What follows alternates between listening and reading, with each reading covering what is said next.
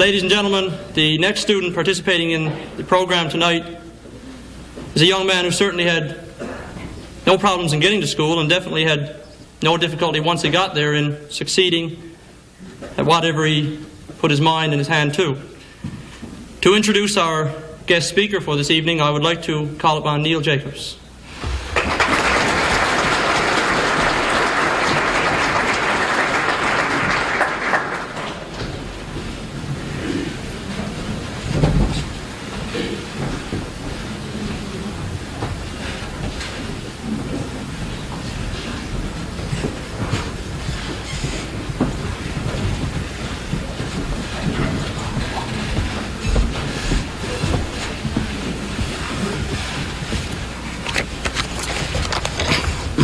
Mr. Chairman, head table guests, teachers, parents, and my fellow students.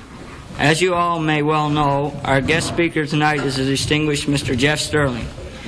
He is the chairman of Apache Telecommunication and the major shareholder of the company. He was born in Newfoundland, was once a resident of Carbonear, and is now a resident of St. John's. Mr. Stirling.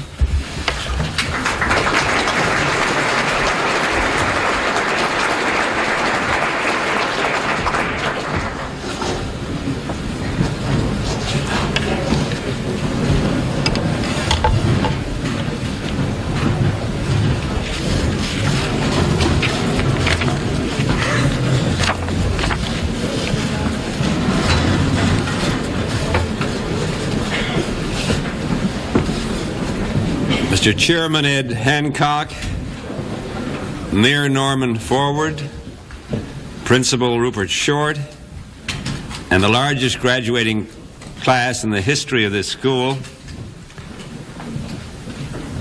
the mothers and fathers whose dedication and service down through the years have made, I'm sure, the 11 years that have moved so fast possible. The love and devotion that we show our children, who are indeed the future of Newfoundland, who indeed will desire and decide the economic system they're going to live under, and their children will live under. I want to thank Neil Jacob, who I understand has a scholarship to Arcadia University in football and hockey, in basketball and hockey. It was a college I almost went to because I had a basketball scholarship offered, and I ended up going to Florida because it was going to be warmer. But I know that this class is certainly the beginning of a new age for Newfoundland. Listening to the words of Sherry Penny, looking at a beautiful young Newfoundlander who is taking us through those moments that must be very nostalgic, the way it was. As you look back on the 11 years you're now graduating from, I think it's a beautiful thing that the mothers of the grade 10 students act as the hosts and provide the food and the service so the grade 11 mothers can be with their children and their young adults on an evening such as this. It's a beautiful example of cooperation because it means, of course, that next year they're all going to be looked after as they'll be grade 11 mothers. But it was a beautiful banquet. It's amazing how many people are here tonight. I understand it's almost 500. That we could have a place this large in what has got to be one of the most incredibly growing and thriving new areas of Newfoundland. Lewisport, probably in the next 10 years, taking the center as a 10-mile center from where we are, is probably going to have a population of 100,000 people. It's a tremendously thriving area. I don't think anybody who fails to come out off the Avalon Peninsula is likely to have any comprehension of what's happening in this part of the country. And of course, as Labrador, and as we finally make the agreements that are so vital to our future, and we make them in such a way that we're sure that we make them properly, and that we don't have to go back to the courts to argue or whatever the problem might be, that doesn't happen again. And that's why I think it's so vital that the offshore rights are carefully thought through and that a vast majority of the revenue, certainly not less than 85%, should come back to this province. It's amazing when you think right now we're subsidizing Quebec in cash by over close to $1 billion a year because of our underpricing of our energy resources from Labrador. There are many things that I guess we can talk about as you start to look forward to a new time in your life. Those who are not going to go on to college, who are not going to go on to gathering higher education because they feel, as I did, that it's a good social time, but unless you have a very clear conception of what you want to do with your life, your 20s are very important. They're vital, because in your 20s you set the patterns that will make the difference the rest of your life. You can either go out looking for a job or you can create a job. Now, I know it's not easy to create a job, but our society is based on the free enterprise system. The freedom of the individual to have his own business and not be stopped from having his own business by the state, who keeps us all totally under their control because we don't have the opportunity to raise our standard of living, to get the freedom to start your own business, to get the freedom to own your own property, to get free of the interference that the bureaucracy inevitably develops into when those mindless, faceless bureaucrats with the uniforms decide if you can have a job, whether you can leave the country, whether you can go to church, or whether you can change money in country to country. Now, what we're up against in Canada is what is known as closet socialists. They're in the closets. We don't know them. But we know them well enough that if they can't understand, as a PhD said to me the other day, he said, "Geoff, I don't understand what you're saying." I said, "What's your educational level?" He said, "I'm a PhD, and I went to Harvard Business School." And I said, "You don't understand that if a newspaper like the Daily News had to compete against the Telegram, which got its print for nothing because the taxpayers paid for the print, you can't understand that. You can't understand the CBC gets its electricity for nothing, pays no taxes. If it needs a new camera, the taxpayers pay for it. All the salaries are paid every Saturday down there for $160,000, and we don't get anything. And you can't understand that. You don't think that's unfair, and you've got a PhD. Well, all I got to say for you, that the 7 years after you wasted, after high school, was totally wasted. Because what have you got? A piece of paper. You can't comprehend. The whole concept of education is, to me, first of all, common sense.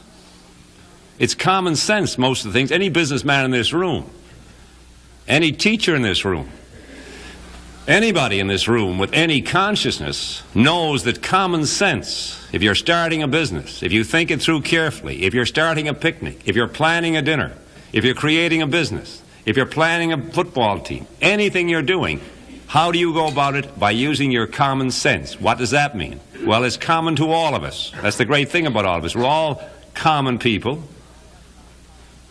but we have common sense.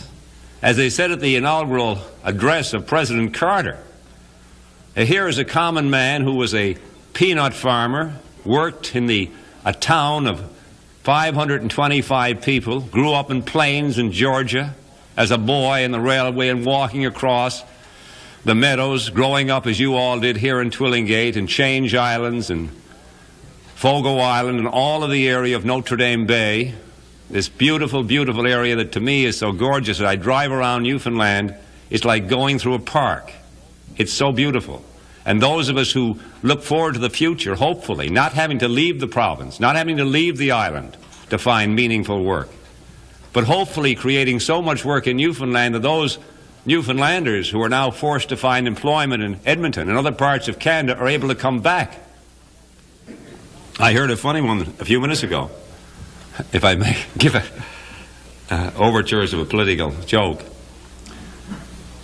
A Newfoundlander who had to go to Alberta to find work and who hated to leave the island said the other day, after he'd been in Alberta for 17 weeks, and he's so homesick he keeps phoning back every week to talk to his lady friend and his mother and father. He said, "You know, I've been out here so long that the other night when I turned on the television set and they had a story coming in from Newfoundland and Frank Moore's picture was on, he even looked good." Good, solid liberal. But we are facing now, as you leave, those of you who are leaving school, graduating, the kind of future we want to do and have. And Newfoundland, and certainly in the Lewisport area, is a natural for all those other areas of Newfoundland, which really is tourists. Our fisheries, because of the protein and the great potential we have in protein development, I don't think many of us can conceive. Only the experts who are advanced in their research and have some conception of what's going to happen as a result of the eventual repairs of not having foreigners within the 200-mile area of fishing rights. We're going to have developing a great protein industry that I think will be beyond many of our highest expectations. We're going to have tourists as they come in here and we don't spoil it. And we have hundreds and hundreds of small inns of 20 and 30 rooms, of wine gardens with Newfoundland wine, of all those kind of things, ski resorts, which we can put in the fantastic, beautiful area in the west coast between Stephenville and Corner Brook. We've got to provide all of these tourist attractions. We have to face, however, and I know this town is majority is probably United Church, and you have Salvation Army, and you have Episcopal Church of England, and you have probably some Pentecostal, but we are facing moral questions in how to solve the future of Newfoundland. A moral question is a very difficult thing because our attitudes towards certain things have been pretty crystallized. Our father's attitude, our mother's attitude, our grandmother's attitude, our grandfather's attitude, ad infinitum, down as long as we can remember, we are tremendously affected by the attitude of people around us.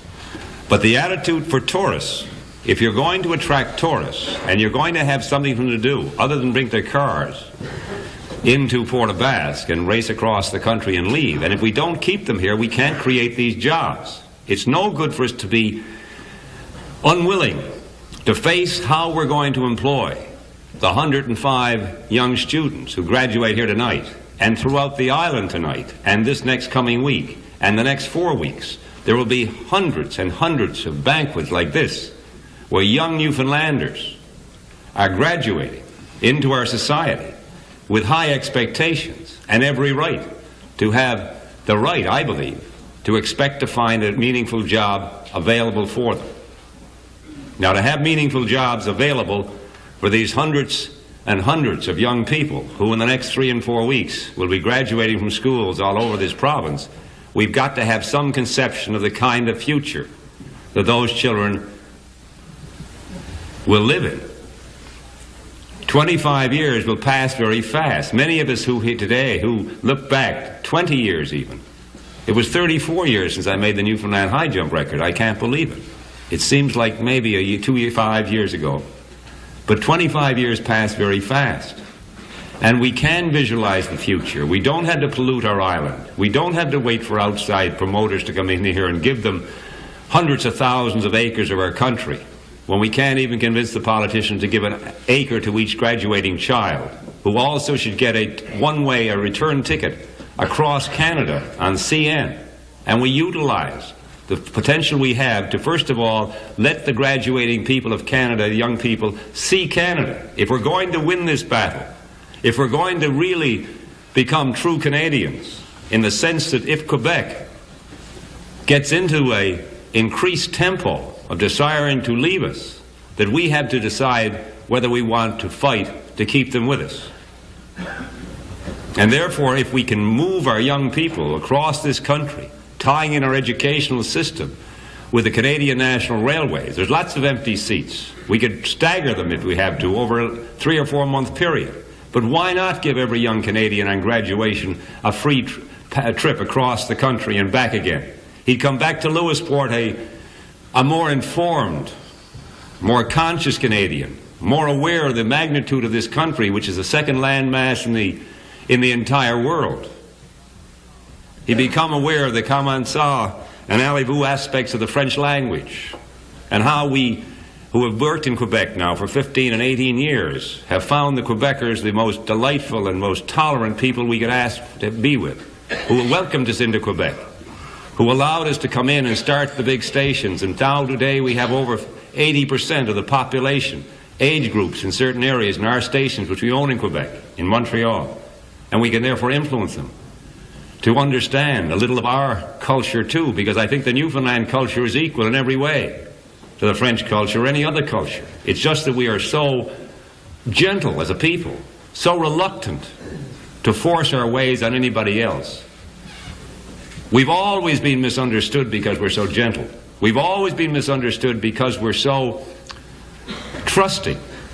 Of course it's easy to fool a Newfoundlander. It's not that we're stupid, it's that we're trusting. If someone tells us something, we believe it. Of course. If you start disbelieving when people tell you something, where do you end up? In total cynicism. You believe nothing. You have faith in no one. You can't look anybody in the eyes and you can trust them or their word. Well, that's a pretty sad way to get. And Newfoundlanders have never been that way. Newfoundlanders, and I've traveled all around this world, and when I graduated from high school, I decided I'd take a year off. And my father was very understanding, and I just took a year and hitchhiked and wandered through the world. And after I managed to start the Newfoundland Herald by selling enough copies the first issue, so I didn't need a bank loan. If you sell enough the first issue, you can make the next issue, and so on. And eventually, each issue paid for itself, and it has now for 32 years. It's not that difficult. But you get then an understanding of how and what you want to see in the world. And the more you travel around this world, as all of you, many of you I'm sure, have been in many, many areas. I understand 600 people from Lewisport every year take off for Florida automatically. And I understand 38,000 Newfoundlanders were in Florida this year between January and March. So that's a pretty good indication of the opportunity to travel and see the world and come back to Lewisport in this fantastic area and realize those Americans you met down in Miami or in the West Coast of Tampa or St. Petersburg or Orlando or Disneyland really haven't got a place like this to go back to. Would you like to go back to Pittsburgh? Like to go back to New York City and have the shutters on your windows, and if you go down to get your groceries, the chance are 2 to 1 you might get nailed going through Central Park? It's amazing what's happening on the mainland. The breaking down of authority, the breaking down of respect for the law, the breaking down of respect for the free enterprise system, and the breaking down of respect for just about everything, because there doesn't need to be too much sense anymore. Nobody seems to be making any sense. We have crisis from crisis. Because if you're not right now, everything you do from now on will get worse. If the decision to put a linerboard plant is basically wrong, anything from that point will get worse. And of course no one will ever stand up and admit it was wrong. It's very difficult. But those of us who have traveled, and this room, there's nowhere in the earth, there's nowhere on the planet that the hundreds of young people in this room who are graduating would find themselves among any smarter people anywhere in the world. That's how amazing it is. Not only that, but they'd probably find themselves far superior in many, many cases, although we got to keep our modesty as Newfoundlanders. We really have developed into a very advanced group of people, brought together now. It's amazing when you think that 20 years ago I couldn't have driven out here. I couldn't drive across when I was going to high school in Newfoundland. I couldn't drive to Grand Falls or Corner Brook or the fantastically beautiful West Coast, which I didn't see till I was in my 30s. Because it was a 12-hour train trip. It was quite a trip. I guess everybody here who casually comes from Change Islands or goes back to Fogo or drives down that beautiful road down towards Twillingate, around Exploits Island, this fabulous area is just so beautiful. Terra Nova and the Terra Nova area of Notre Dame Bay is got to be the most beautiful place in Newfoundland, certainly one of the most beautiful I've ever seen in the world. I don't know whether we all recognize it. It's funny when you live too close to the forest sometime to see the trees. But the graduating group tonight will see the growth, I'm quite sure, of Lewisport, far beyond what they conceive. 20 or 30 small hotels and restaurants and bowling alleys and 4 or 5 theaters all grouped together so that people can go and select the theater they want to see. And then non-liquor places for the young people where they can get fresh juices and whole wheat food and gather and have soup and cheese and places where they can come across the country, 50 or 60 large youth centers, such as they're getting in Gander, only much larger, maybe $1 million units. For $50 million, we could have 50 of them across the country. And your young people would have somewhere to go, somewhere to gain confidence, somewhere to exchange information, somewhere to get inspired, and our older people would have the benefit of seeing them getting something they didn't have. One of our problems, and I was surprised with this in Newfoundland, I heard it many times, when we said, why don't you do more for the young people? I heard the people say, well, we had it hard, let them have it hard, we'll do them good. That's nonsense. It's nonsense to say that the other people got to have it hard because it was hard for us. Of course it was hard for us. It's hard to imagine, those of us. And Newfoundlanders all have had it hard. No man in this country's had it easy. Go out with a fisherman early in the morning on a bitter November day. Go out early now, tomorrow morning or Monday morning, and pull his lobster traps in this cold, bitter, foggy weather, and see if he isn't worth, as I saw one Newfoundland, I'm happy to see that one fisherman made over $150,000 last year. Well, he deserves every cent of it. It's hard to believe the Prime Minister, the Premier of Newfoundland, after taxes, only makes about $16,000. No wonder it's hard to get people to run for politics. But the whole unfolding of new marketing techniques, new farms for lobsters, so you sell your lobster and they're farmed and sold only when they gain weight and we control the price and so on. And develop Newfoundland lobsters, a much higher quality lobster, and get maybe $3 a pound for it, if they can get 2 1/4 for Maine lobsters. Because the other lobsters they sell now in the States are not even lobsters, but Augusta. They're tails. South African lobster tails. They're not lobsters, they're Augustas. They're so clever they put down lobster tails and sell them. 98% of the people who have lobster don't even know they're not eating lobster. A great big fraud. But we can unmask the fraud by promoting Newfoundland lobster. We can develop unlimited things where young people can have in the waterfront here, which is so beautiful. They have a citadel overlooking the water. You know you're in a good town. Because it's such a beautiful town, the potential here for young people to develop now at the beginning of just the unfolding of what is going to be a thriving, incredibly thriving community. I'm terribly impressed with Lewisport. Because it's the center. When I came in here from Exploits Island and drove up, and it was going into Lewisport because we're looking over the improved television transmitter down there, and we're trying to figure out how we can throw a better signal into Fogo Island as well as covering Twillingate.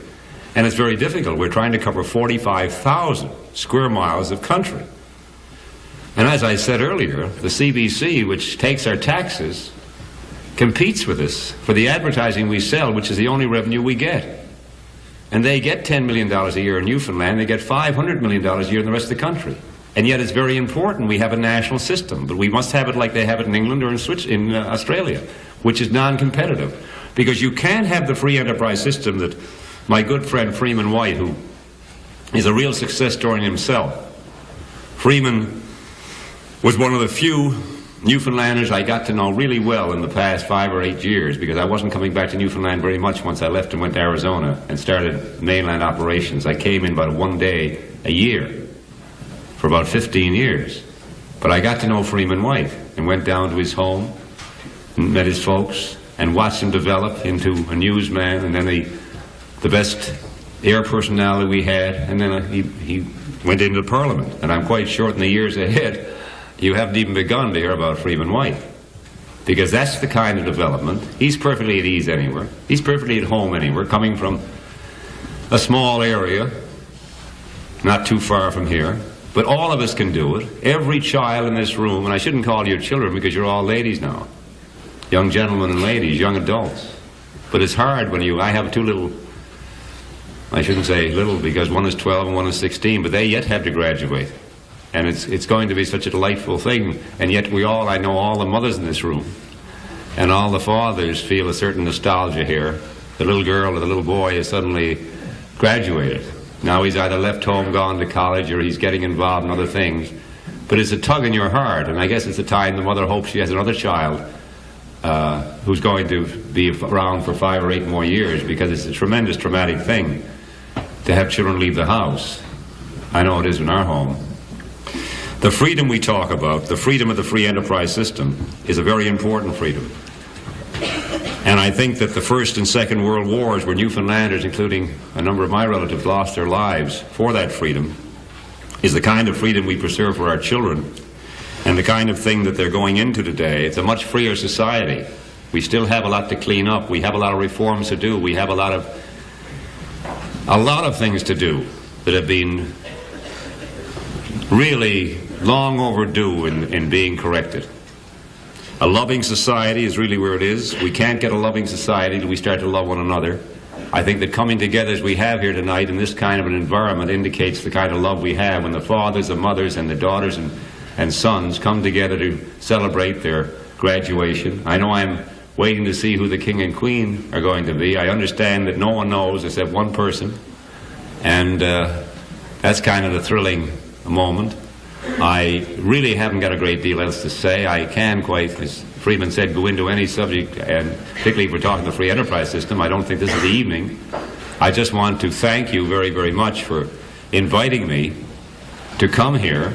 We're going to, as we have been, televising. I hope you don't mind. We're trying to get all the people on the television screens, not just the person discussing it or talking, so we can see, we can cover on television many, many more wider events than we've been doing, that we can get more local television. We don't have to take so much from the mainland. We can develop more, a Grand Ole Opry hopefully once a week. We can expose our Canadian, Newfoundland talent wider by the development of tourists and all other interlocking things. I think it's unlimited, the future. I think we're just beginning. I think it's great that we're starting to get our confidence. We've had a hard time gaining our confidence. We didn't have any buildings to go to. I mean, it's great to suddenly come in and be able to look at 500 people having a very fine meal together and know that in this room they play basketball and the whole area can benefit from the quality of the facilities that are available. It's really a big change from the day that 40 years ago, I know, that I and some friends wandered through this area, and I had arrived in Lewisport, as a matter of fact, about 20 years ago on a boat. And I can see such an incredible difference. It's really remarkable. Maybe when you're living here, you don't see the growth as much as those of us who come in and see it and are amazed by it. It's really magnificent. I met a lot of old friends again. It's really something to see men you hadn't met for 20 or 30, 40 years, some who I hadn't in some areas. We intend, hopefully, to have this procedure, all of it, put on television, which will cover this area. Maybe a little late at night, but if we don't put it on late at night, we're criticized because we interrupt some shows. And this is the only way we get a chance to expose a lot of things to the Newfoundland people, because we have such a heavy commitment on what we have to carry on television. There's not much time to do a 3 or 4 hour program, but tonight late we'll start this program, and everything we take here will be on television. Because I think there's been an excellent evening. I think the talent demonstrated on the stage, the talent demonstrated, the walkthrough of all these beautiful children, young people, and all the speeches I've heard have been very impressive. I want to thank you very much. As a Newfoundlander, it's delightful to be among you, and I know we're going to have a tremendous evening, and the procedures now following me should be pretty exciting. Thank you very much.